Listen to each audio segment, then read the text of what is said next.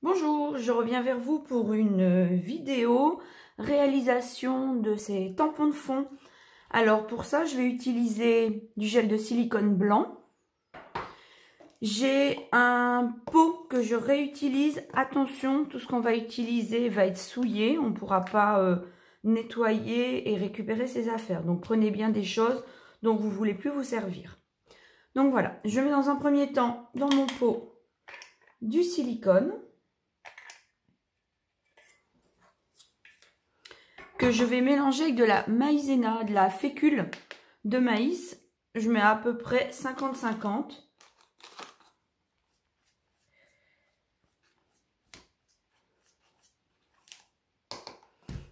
Donc là, moi, j'utilise un petit bâton en bois pour ne pas utiliser mes ustensiles de cuisine. Et je mélange le silicone avec la fécule. Je n'y mets pas les mains parce que c'est dans un premier temps, parce que c'est très collant. Donc on voit, ça commence à se mélanger.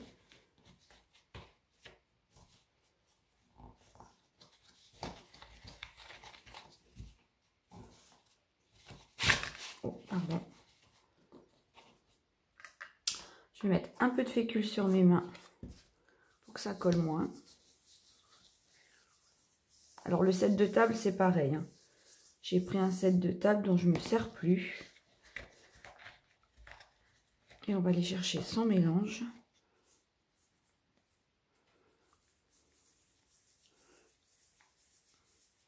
On va le malaxer.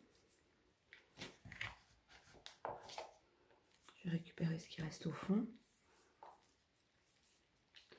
Vous voyez, ça y est, hein, ça commence à se tenir.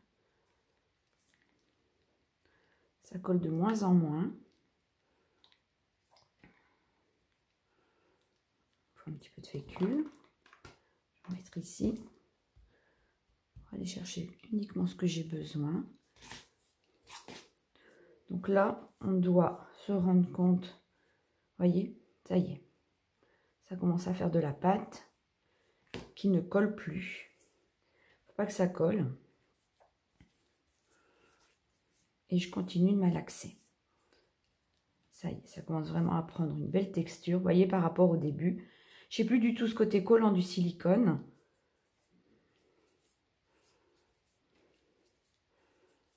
Je commence à avoir quelque chose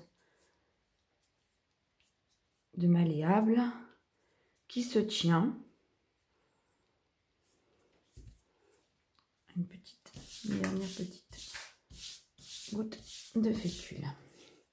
Alors, moi là, au vu de la quantité, je vais séparer ma boule en deux pour essayer de préparer 2 tampons de fond. Alors, ce qu'il va falloir, c'est bien aplatir, parce que bien entendu, il faut qu'on ait quelque chose de régulier. Alors, moi, je vais utiliser une cartonnette. On est d'accord? Ça me permet d'appuyer partout de la même manière. Voilà, vous voyez, on a quelque chose de lisse et de plat. Alors, dans un premier temps, je vais venir y incruster une ficelle. Je l'ai pris assez grosse. Voilà.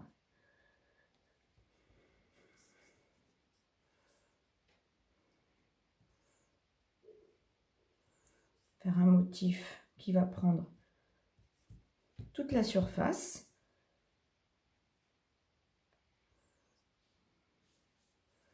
Ici. On n'hésite pas à faire des tours et des retours. Un petit peu ici. Et voilà. Hop, je maintiens et j'écrase à nouveau le tout pour aplanir. Je peux remettre ici. On l'enfonce dans la matière. On est bien d'accord que ce qui va permettre le tamponnage, ce sont les creux et les bosses qui vont être faits grâce à cette ficelle. Bien plat. Et voilà pour un premier que je vais laisser sécher. J'ai gardé la moitié de la boule. Pareil. Petit côté pâtisserie. Hein. Donc je le rappelle, hein, on utilise bien du matériel. Alors pas à usage unique, hein, moi j'ai tout mis de côté pour le réutiliser à chaque fois.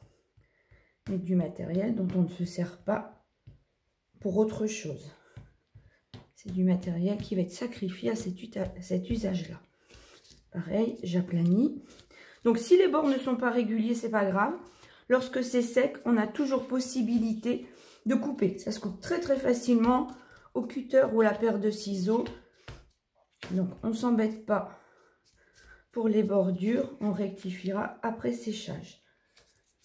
Et là pour le deuxième, j'ai préparé, donc c'est un morceau de toile de jute.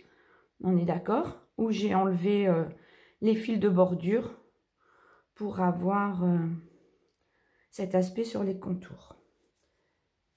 Pareil, on va venir marquer l'empreinte.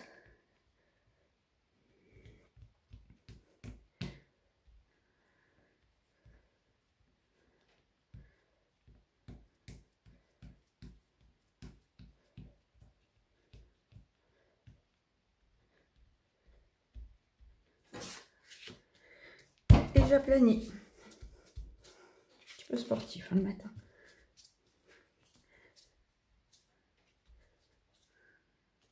Voilà, donc mes deux structures, je vais les laisser sécher un moment. On est bien d'accord. On a possibilité d'utiliser d'autres choses. Ce qu'il faut, c'est systématiquement penser que lorsqu'on va ancrer, on n'ancrera que les parties en relief. Tout ce qui va être en creux, on ne va pas le voir. On est d'accord? Donc là-dessus, moi, je vais laisser un temps de séchage et je reviens vers vous pour les essais. Bonne journée, bon scrap!